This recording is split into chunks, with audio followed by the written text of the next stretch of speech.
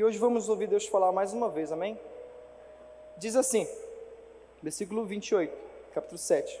E aconteceu que, concluindo Jesus este discurso, a multidão se admirou da sua doutrina, porquanto ensinava com autoridade, e não como os escribas. Capítulo 8, versículo 1. Descendo ele do monte, seguiu uma grande multidão. E eis que veio um leproso, e o adorou, dizendo: Senhor, se quiseres, pode tornar-me limpo. E Jesus, estendendo a mão, tocou-o, dizendo: Quero ser limpo. E logo ficou purificado da lepra. Disse-lhe então Jesus: Olha, não digas a alguém, mas vai, mostra-te ao sacerdote e apresenta a oferta que Moisés determinou para lhe servir de testemunho. Vamos orar, irmãos? Só que para que não ocorra e não demoramos muito na oração, eu vou falar e vocês repetem, amém? Todos entenderam? Diga assim comigo: Senhor Jesus, fala comigo, abre os meus ouvidos, o meu coração e meu entendimento para entender a Tua palavra. Senhor Jesus, quebra tudo que queira interferir a Tua palavra. Eu te peço, em nome de Jesus, amém. Amados irmãos, por muitos anos da minha vida, eu estive à procura de entender o Evangelho. E aos meus 18 anos, 17 anos, eu fui para um seminário coreano. Eu vou colocar um pouco de água. Eu sou que nem o Tiago, porque minha garganta, eu tive um problema, que já falei várias vezes quando eu estava aqui, né? Mas os irmãos não conhecem a maioria. Eu fui pregar num local bem isolado, no interior do Amapá, não tinha água lá. E no meio da pregação, muito bicho. O pastor Kleber sabe, quando chega no verão, dá muito bichinho de luz, inunda, fica preto no chão, e um desses entrou e caiu na minha garganta. E eu não tinha água para tirar. Eu tinha iniciado a pregação, e tinha muitas pessoas que não tinham assim, acesso à igreja e tudo mais, e eu pensei, não, tem que continuar, porque... E eu continuei assim por quase 40 minutos, e até hoje eu não consigo mais pregar como eu pregava antes, com aquela voz mais potente, né, pentecostal. Mas eu vou tomar água de vez em quando, tá bom? Não se incomodem. E no meio pentecostal, se fala muito sobre a voz, sobre a entonação, sobre a forma que você fala, né? E eu falei, Senhor, eu sou assembleiano, né? Tu tens poder, né? E não é a voz, não é a entonação, é a autoridade do alto que nos é outorgada por Ti, que faz as coisas acontecerem. E é sobre isso que quero falar, sobre a autoridade. Jesus Cristo, Ele é reconhecido por ter autoridade na qual faz com que as pessoas não só o reconheçam com autoridade, mas o queiram seguir. A presença de Jesus é tão forte, os seus atos são tão poderosos, que transcenderam o tempo, dado que existe o antes de Cristo e depois de Cristo. Toda uma cultura, toda uma nação, todos os povos, principalmente nós que chegamos agora que temos 500 anos, fomos formados na base do Evangelho, na base do cristianismo. Então, a nossa forma de vestir, a nossa forma de falar, tudo aquilo que nos move e nos molda hoje, tem princípios baseados em Jesus Cristo. Talvez você não perceba, mas as nossas leis também têm os mesmos princípios.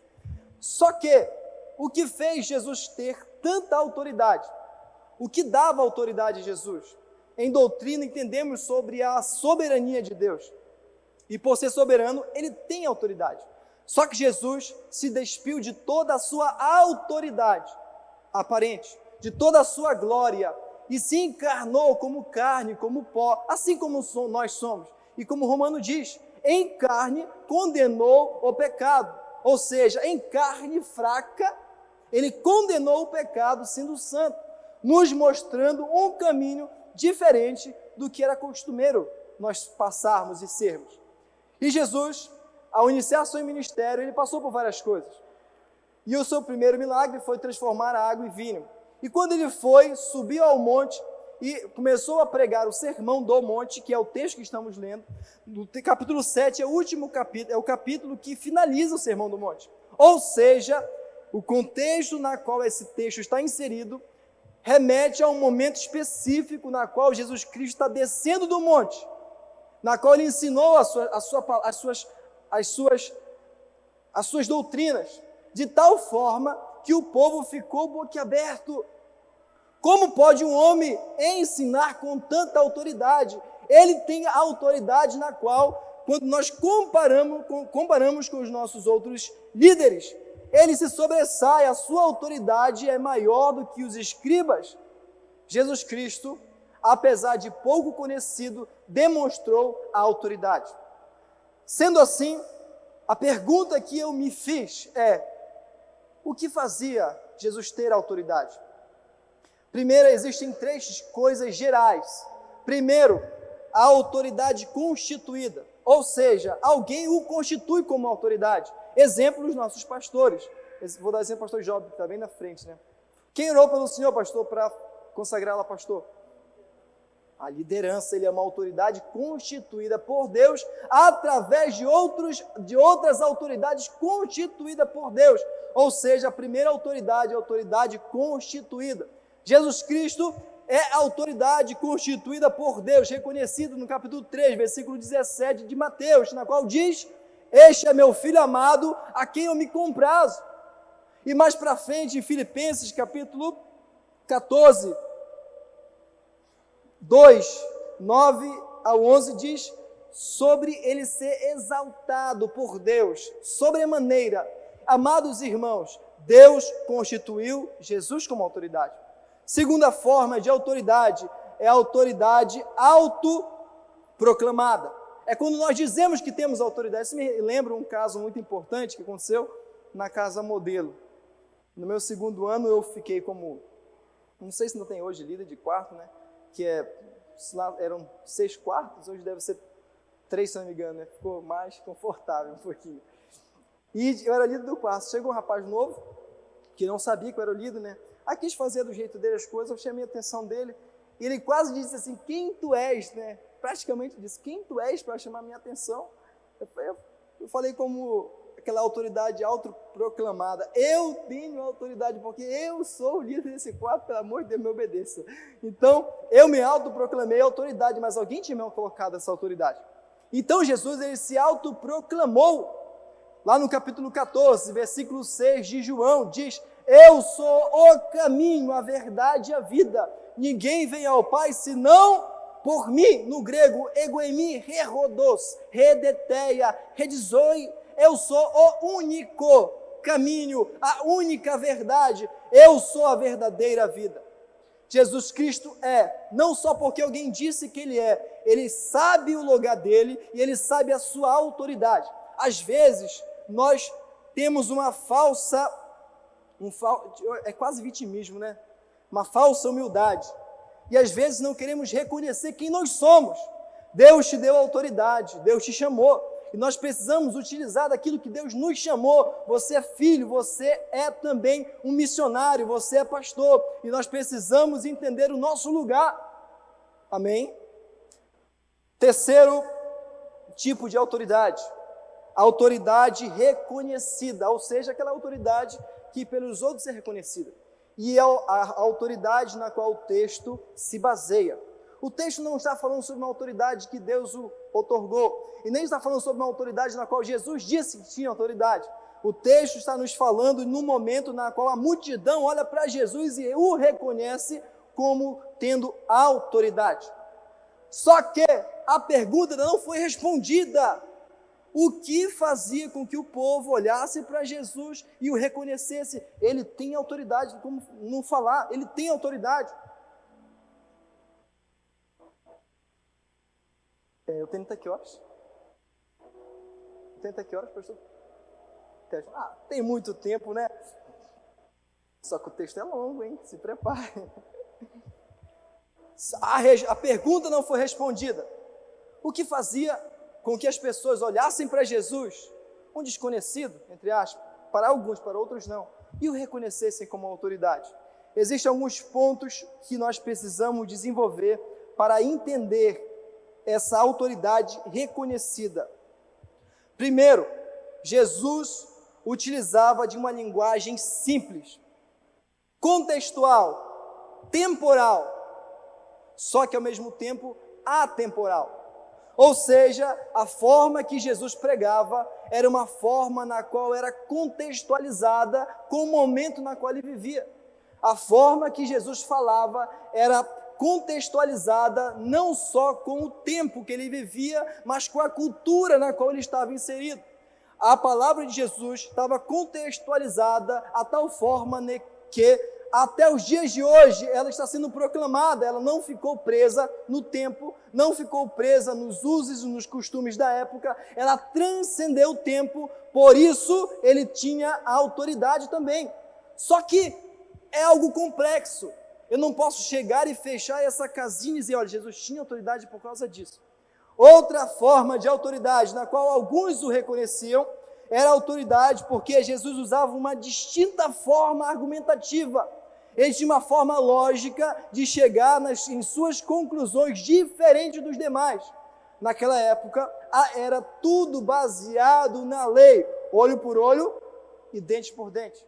Jesus chega transformando essa lógica, dizendo que agora, a partir desse momento, inicia-se o reino dos céus. E para entrar nos reinos dos céus é intenção do coração. Significa que antes era a lei e agora se prega sobre o espírito da lei. Jesus vai com uma lógica diferente. Jesus Cristo desce um pouco e afina mais o nível. Jesus Cristo chega e diz assim, quando o escriba ou o fariseu dizia, olha, se você se meter com a mulher dos outros, você cometeu adultério. Jesus chega e fala, se tu olhares com um olhar impuro para a mulher do teu próximo, você já cometeu adultério. Para alguns isso era novo, mas faz sentido, tem um contexto lógico por trás dessa palavra. Só que ao mesmo tempo, a lógica de Jesus para alguns não fazia sentido. Quando Jesus dizia, olha, para você ser o maior, você precisa ser o menor. Para você ser o líder, você precisa servir. A lógica parecia não fazer sentido, uma incongruência aparente. Só que quando nós vamos nos debruçar sobre esse pensamento de Jesus, entendemos a profundidade. Jesus Cristo não olha apenas para o exterior. Jesus Cristo quer tratar o nosso interior. Um líder que não serve para nada, porque um líder precisa ser líder primeiro no seu interior. Jesus Cristo tem uma forma diferente de chegar ao coração do homem. E até então, isso nunca tinha sido pregado. É como se as pessoas pela primeira vez estivessem ouvindo essas palavras, estivessem dizendo, meu Deus do céu, como eu não pensei nisso? Como que eu não pensei nisso? Nós temos vivido uma cultura na qual enaltece a soberania e o ego humano. Está aí o exemplo de Roma, que aderiu aos deuses gregos, na qual só se fala e é exaltado a soberania da força, da guerra, da brutalidade, do eu e do ego. E Jesus chega na contramão de um pensamento filosófico regente na época e diz que nós precisamos olhar para o nosso interior, porque do que adianta ganharmos o mundo inteiro e perdermos a nossa alma? Há algo mais importante. E Jesus, a pregação de Jesus, ela é concentrada em transformação de vidas. Prosseguindo, terceira forma na qual a multidão olhava para Jesus e o reconhecia como autoridade. Jesus pregava com os seus atos. E ao pregar com os seus atos, ele potencializava com as suas palavras. Havia uma congruência na qual o que ele fazia, ele falava, e o que ele falava, ele fazia. Alguns dizem o contrário, né? Jesus tem autoridade, porque em carne humana condenou na carne o pecado, nos mostrando o caminho. Ele tem autoridade, ele venceu a morte, ele venceu o pecado, ele hoje vivo está à direita de nosso Deus, Deus Pai, intercedendo por mim, intercedendo por você. Eu não sei você, mas eu reconheço Jesus com autoridade. Aleluia! Autoridade não vem apenas de palavras vagas, a autoridade vem de fatos. Contra fatos não há argumentos. Jesus Cristo pregava com seus atos. Paulo mais para frente vai dizer: vós sois cartas vivas. Naquela época era o que se tinha, né? Se Paulo estivesse no dia de hoje, ele falaria assim: olha, você é aquela série da Netflix com 100% de aprovação, todos querem ver. Você é uma carta viva. Todos te acompanham, todos te leem, todos te observam. Você é uma carta viva. Você é uma carta viva. Cuidado com aquilo que você fala, cuidado com as suas ações e principalmente cuidado com as suas reações, porque as reações são quando eu comparo um limão, quando a gente espreme, né? Só sai o que tem dentro. A reação nada mais é do que aquilo que estava dentro sendo brotado, sendo levado para fora. Nós somos medidos não só pelas nossas ações, mas pelas nossas reações. Quem somos nós? Nós somos... Você sabe quem você é. E às vezes as pessoas querem passar uma figura diferente, querem passar uma personalidade diferente e acabam travando o processo de Deus em sua vida. Eu me conheço, eu sei quem eu sou, eu sei como eu falo, eu sei como eu me visto e eu não vou me colocar em uma caixinha na qual não sou eu. Eu sou isso que vocês estão vendo. Alguém me falou sobre eu gostar de roupa social, né? Eu venho para o culto de domingo de roupa social, assembleano mesmo. Assim, nada contra com quem gosta de se vestir de uma forma assim mais favela, sabe? Mas eu não aceito esse padrão sobre a minha vida. Eu não aceito esse padrão sobre a minha vida. É escolha minha, nada contra, tudo bem, mas eu não aceito esse padrão sobre a minha vida. Eu gosto, me sinto bem assim, né? Estou em casa, né? Eu me sinto bonito, isso me faz bem. A minha esposa também fala o mesmo, né? Aí eu acredito, né? Nós somos cartas vivas. Quarta forma na qual o povo via Jesus como autoridade. As palavras que Jesus falava tocavam a alma. Jesus Cristo foi o primeiro homem a viver 100% no Espírito. No entanto, quando ele falava, a atuação do Espírito Santo ele é de três formas, na qual já conhecemos. O Espírito Santo, ele nos convence o homem do pecado, da justiça e do juízo. Eu acho que os irmãos não estão estudando. Vamos repetir todo mundo junto? Do pecado, da justiça e do juízo. Isso precisa ser fixo em nosso coração. Porque um dia você vai estar pregando, um dia você vai estar evangelizando, e você precisa entender que você tem um auxiliador, um ajudador, que quando você fala, aquelas palavras precisam alcançar a alma daquele que te ouve e convencer o homem do pecado, da justiça e do juízo. As palavras de Jesus tocavam a alma, convencendo o homem do seu pecado, convencendo o homem da forma na qual ele vivia, mostrando um novo caminho. Jesus tem autoridade.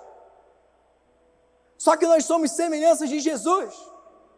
E nós precisamos buscar essa autoridade na qual Jesus quer nos dar. Nós precisamos entender que com palavras apenas não tocamos a alma de ninguém, mas com o Espírito Santo de Deus, Ele toca na alma, Ele divide juntas e medulas, Ele faz com que a mensagem seja fixada em corações. Por isso que eu sempre oro: Senhor, abre minha mente, abre meu coração, abre os meus ouvidos. Todo bloqueio que talvez queira fazer eu não entender essa mensagem venha cair por terra. tudo aquilo que venha fazer, talvez eu me distrair, venha cair por terra, mas que eu venha me concentrar na tua palavra. Eu li um livro, não lembro bem o autor, alguns irmãos talvez lembrem, que diz assim, você pode até dormir na pregação, você pode até se distrair na pregação, você pode conversar na hora da pregação, mas tem uma pessoa que tem um trabalho de arrebatar a semente lançada à beira do caminho, que é Satanás. Ele não descansa. Ele está doido para fazer com que essa semente que está sendo lançada seja arrebatada e ela não venha germinar em seu coração. Mas o meu papel agora, eu sou consciente. Eu estou em um local consciente. Eu vim para um seminário aprender. Eu vim para este lugar, aprender mais de Deus. Eu estou consciente. Então eu tenho a capacidade de escolher o solo do meu coração. É decisão.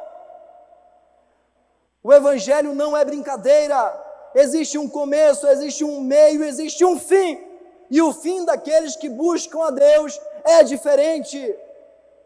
A autoridade. Quinta forma que demonstrava a autoridade de Jesus. Os sinais acompanhavam Jesus.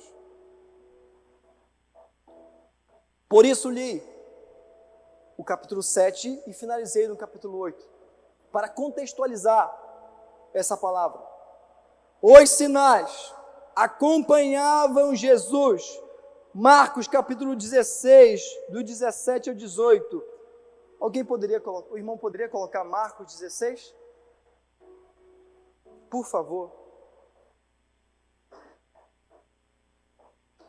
17 e 18. Vamos ler tudo. Diz assim, deixa eu ler para os irmãos. Estes sinais hão de acompanhar aqueles que creem. Em meu nome expelirão demônios, falarão novas línguas, pegarão em serpentes, e se alguma coisa mortífera beber, não lhe fará mal algum. Se impuserem as mãos sobre os enfermos, eles ficarão curados. João 14, versículo 12, por favor. João 14, 12. Alguns versículos eu faço questão de ler, porque para que isso venha gerar fé em seu coração, para que isso venha gerar em você talvez uma expectativa de algo maior para a sua vida, de algo melhor para o seu ministério. Amém? Em verdade vos digo, que aquele que crê em mim fará também as obras que eu faço, e outras maiores fará, porque eu vou para junto do Pai. Jesus Cristo estava aqui, e por ser Deus, e por ser o Espírito Santo, ele tinha algo na qual hoje nós é possível. Por isso ele falou, convém que eu vá, para que o Espírito Santo possa vir sobre vós, e serão só um em vocês. Ou seja, amados irmãos, há benefícios que muitos de nós não exploramos. Há benefícios que muitos de nós não temos acesso, pelo simples fato de não buscar. Eu estava ouvindo uma pregação do pastor Baião,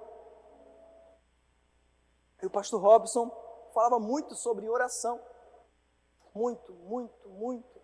E ele falava muito na sala de aula sobre as promessas, sobre conhecer as promessas. E quando você conhece as promessas, a sua oração muda, o jogo muda. Só que muitas das vezes, por falta de conhecer, não temos acesso às promessas de Deus e acabamos não vivendo essas promessas. Eu saí daqui em 2018 como obreiro. 2018 como obreiro. E fui para o Amapá. Quando eu cheguei, eu tinha a vontade de trabalhar com os ribeirinhos. A minha esposa é da cidade, Adna, muito linda, por sinal. E ela não conhecia os ribeirinhos, nada de interior. Então eu sabia que seria muito difícil. Eu falei, então vamos primeiro para um meio interior, que também já é puxado, né? Não é interior, mas é meio interior. 120 quilômetros, lá é a Amazônia, né? Então, aquela estrada que você já deve imaginar, se você vê em filmagem por aí. 120 quilômetros adentro, chegamos numa comunidade chamada Gurupora. Não sei se alguém conhece, que é de lá, de Macapá, do Amapá. Alguém conhece Gurupora? Gurupora. e eu fui pastorear a comunidade de Gurupora. Hoje está muito bacana, porque tem asfalto lá, está muito, muito lindo, né? As coisas mudaram. E eu me deparei com algumas coisas na qual necessitava de autoridade. Primeiro foi pessoas começaram a ficar endemoniadas, né? Mas seja por aí. E às vezes a gente está num momento, aqui é um momento muito bom, que estamos na igreja, estamos congregando entre irmãos. Mas muitas das vezes nós precisamos utilizar da autoridade que Jesus Cristo nos dá. E por algumas vezes tivemos que orar por pessoas endemoniadas. E graças a Deus, Deus nunca deixou o nosso ministério ser envergonhado. Assim como começamos a orar por pessoas enfermas, Jesus começou a curar. E no ano seguinte nós fomos para o Rio Araguari, onde eu conheci o Vitor. Cadê o Vitor Hugo? Está trabalhando, né? O Vitor Hugo, na comunidade que eu conheci o Vitor Hugo, comunidade de Creio em Deus, do Araguari. E lá é ribeirinho mesmo. E lá tivemos várias experiências, na qual nos foi levado ao quê? Ou eu corro para a cruz de Cristo, ou eu sou despedaçado, porque as lutas são grandes, os levantes são grandes, os problemas são outros, e nós precisamos fazer com que essa realidade da cruz de Cristo venha a ser tão forte na minha vida, que nem precisando falar, as pessoas veem Cristo em nós. Então chegamos lá, tinha pessoas de condição até financeira melhor, mas nós tínhamos para dar. Deus fez milagres de multiplicação. Quando as pessoas chegavam em casa, nós sempre tínhamos em abundância. As pessoas chegavam, nós dávamos para as pessoas farinha ou algo parecido. Deus fazendo milagre. E deixamos aquele local bem estruturado. Depois aconteceu outras coisas na comunidade. Mas o que eu estou querendo falar para os irmãos, nós precisamos acessar os benefícios da cruz de Cristo por intermédio dele, para que o nosso ministério seja mais eficiente.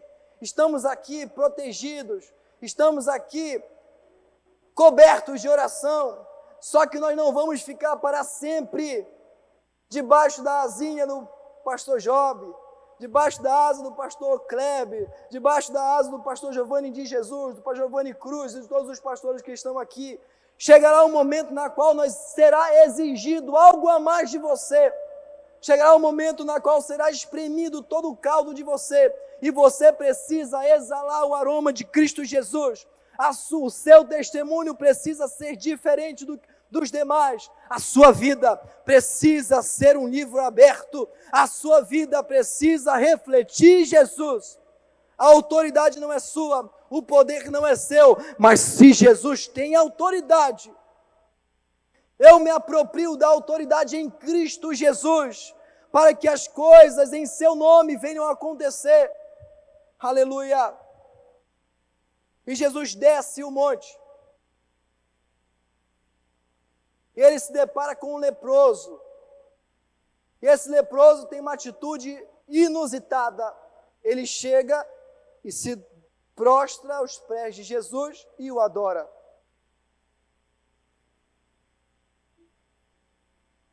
E diz: Senhor, se quiseres, pode tornar-me limpo. Observe que o leproso não pediu uma cura, ele pediu limpeza.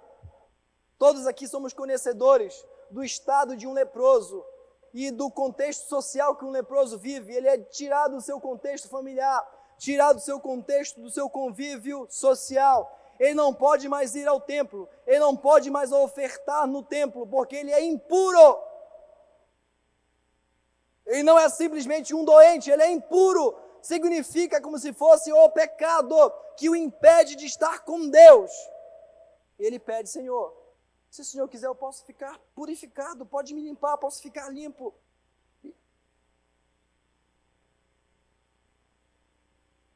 E Jesus, nesse momento, demonstra o que é mais importante. Toda a sua autoridade, todo o seu poder, ele tem um só propósito: salvar a ovelha que havia se perdido. Jesus Cristo veio com um só propósito nessa terra: carregar o nosso pecado. Jesus Cristo tem um propósito de remissão dos pecados, e quando ele olha para o leproso, ele fala: eu quero Eu quero ser limpo. Jesus tem celeridade na sua obra e às vezes esquecemos do objetivo da nossa pregação. Jesus tem o objetivo de salvação e conversão das almas. E eu, como um pequeno Cristo, preciso ter o mesmo alvo de Jesus. Eu preciso amar as almas. Eu preciso amar as nações. Eu preciso olhar para a pessoa e entender que Jesus Cristo salva, que Jesus Cristo perdoa pecado. E Jesus Cristo o purificou. Versículo 3, parte B, diz: logo, e logo ficou curado. A obra de Jesus é urgente. Jesus quer ser glorificado. João capítulo 14, versículo 13. Se puder colocar, será de grande ajuda. Para entendermos um pouco mais sobre a glorificação de Jesus. É tudo quanto pedis em meu nome, isso farei, a fim que o Pai seja glorificado no Filho. Jesus Cristo quer ser glorificado através da minha vida. Jesus Cristo quer ser glorificado através da minha pregação. Jesus Cristo quer ser glorificado através do nosso ministério. Deus quer fazer algo a mais em nós e através de nós. Mas o objetivo desse algo a mais é para que o Pai seja glorificado no Filho. Enquanto o meu eu estiver aqui, Jesus não é glorificado. E nisso fui aprendendo algumas coisas. Quando eu li esse texto, eu falei: Senhor, eu preciso de algo a mais, porque o outro lado joga pesado também, né? Eles fazem prodígios e maravilhas. Não convém falar no momento. Talvez particular eu possa comentar. Mas eles fazem prodígios e maravilhas. Eu li aquele livro de David Wong-Chul, algo assim lá, da Coreia do Sul, né? Que ele fala a mesma coisa, e aquele anseio me tocou. Senhor, eu preciso de algo a mais. Preciso de algo a mais. E Jesus falou assim para mim, se tu orares para que o Pai seja glorificado no Filho, eu farei algo diferente.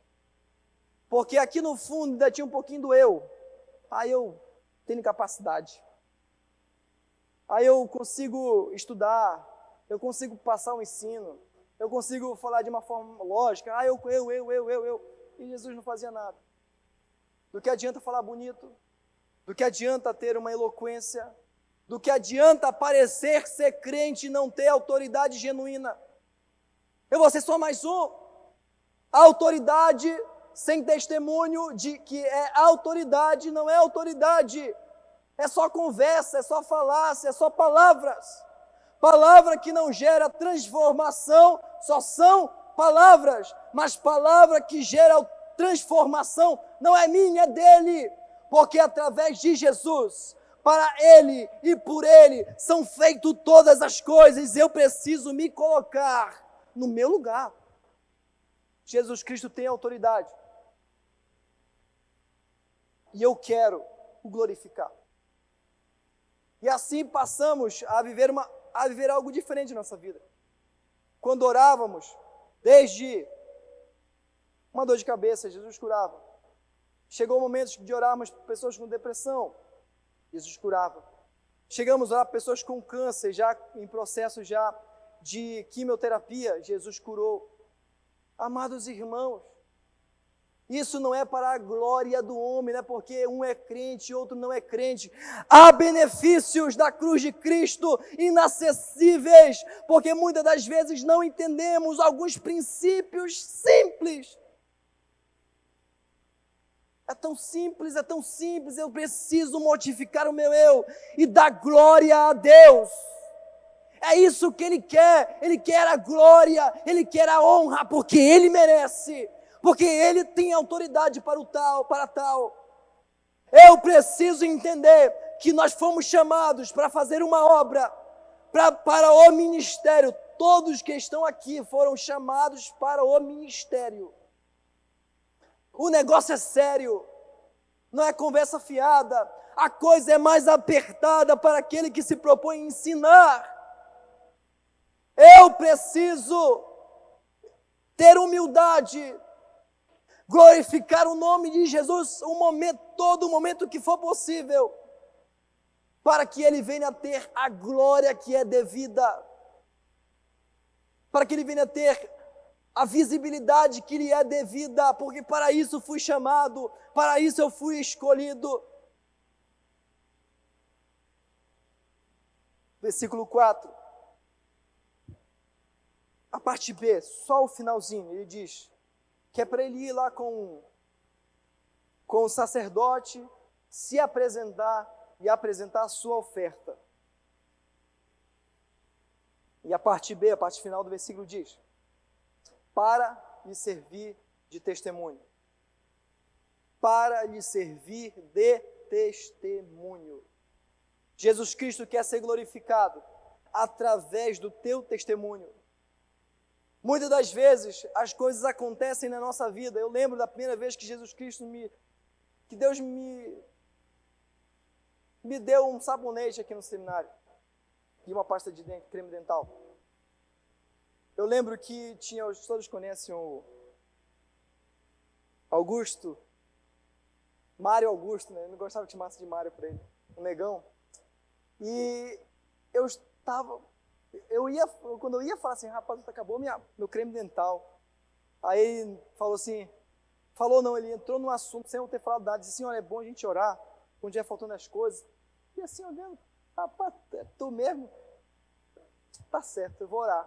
E eu orei, e no outro dia Deus providenciou para mim um creme dental e sabonete. E eu preciso, talvez alguém ache tão pequeno, eu quero perguntar, milagre é milagre. Por que eu tenho fé para pedir um creme dental e às vezes não tenho fé para pedir um valor talvez mais alto? Eu precisava de um valor lá. E Deus nos deu estratégias para o valor. Porque não é assim, eu vou chegar, vou orar, Deus vai me dar. Espera aí, nós temos que fazer a nossa parte. Deus tem promessa, mas eu preciso dar passos em direção ao alvo. E um valor que parecia exorbitante para mim, e para muitos, se eu falar o valor, que não tem necessidade. E em 3 meses Deus nos deu esse valor. Eu fiquei assim, mas depois eu pensei, né, pastor Jó, mas se eu tenho fé para pedir um sabonete e Deus me dá, Deus me atende, qual a diferença para Deus? Ah, porque vai doer mais no bolso de Deus, Ele dá 30 mil, por exemplo, do que Ele me dá um sabonete de 1,50. Pelo amor de Deus. A limitação do nosso milagre está apenas na nossa mente. É como se houvesse uma trava espiritual que limita a minha fé conforme o peso das coisas que eu estou vivendo. Nós agora no seminário não, né? Mas quando nós não estávamos no seminário, nós estávamos vivendo uma vida o quê? Social, baseado no dinheiro, baseado no eu tenho que trabalhar para conseguir. E agora estamos vivendo e aprendendo a viver pela fé. E as coisas começaram a mudar na vida de vocês. E só que nós precisamos entender e passar para um próximo nível. Entender que haverá momentos que eu preciso exercitar essa fé simples para coisas grandes. E essas coisas que aparentemente para o outro é grande, para Deus é simples. Eu não preciso gritar, eu não preciso chorar, me derramar como se fosse... Eu preciso apenas ter fé. Só que há um segredo que por muitos é ignorado. O seminário nos ensinou a definição de fé. Isso me ajudou de uma tal forma. Alguém sabe qual é a definição de fé? Alguém levanta a mão, por favor, eu quero que você fale. A definição de fé, bem alto para todo mundo ouvir.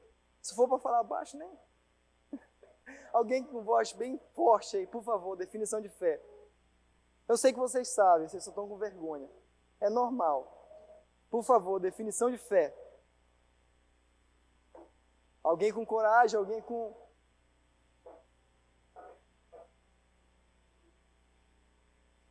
Ótimo. Acho que eu fiz a pergunta errada. A definição de fé do seminário, a forma que o seminário descreve fé. ver as coisas do ponto de vista de Deus e agir, está aí o segredo. Quando você entende que Deus quer fazer algo, por que Ele não vai fazer? Quando eu entendo que Deus quer fazer algo, eu entendo de Deus que Deus quer aquilo, eu vou para cima, porque eu sei que vai acontecer milagre. Eu fico... Só Deus sabe como eu fico por dentro. Quando eu entendo que Deus mandou fazer algo,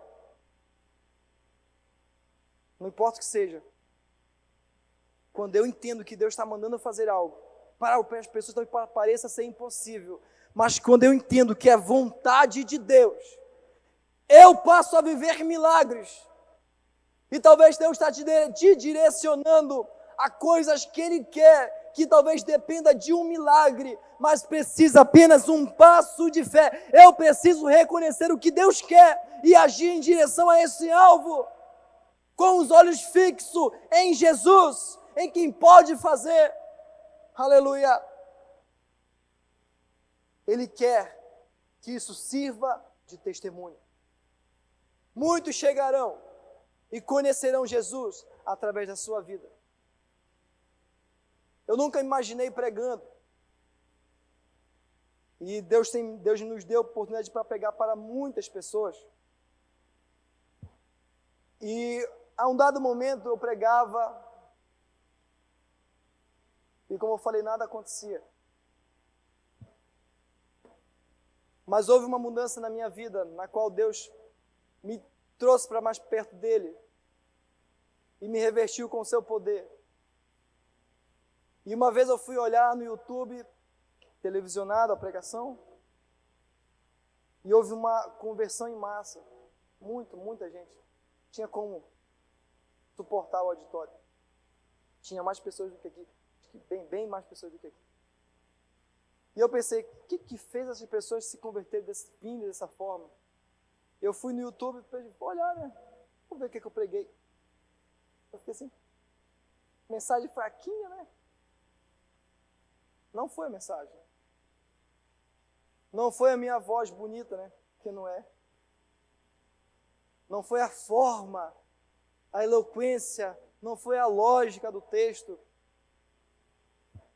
Mas o Espírito Santo de Deus, quando Ele quer agir, Ele toca os corações. Ele toca a alma, Ele toca o íntimo. Quero convidar a banda que vai louvar o Senhor, para a gente louvar junto o Senhor Jesus. Eu quero te convidar nesse momento a nós adorarmos juntos ao Senhor Jesus. A nesse momento você entregar um perfeito louvor a Ele. Eu quero te convidar a esquecer quem está no seu lado. Porque se você entender quem Jesus é e quem está aqui hoje, que é Jesus, você não vai querer saber de mais nada. Você vai se jogar aos pés da cruz.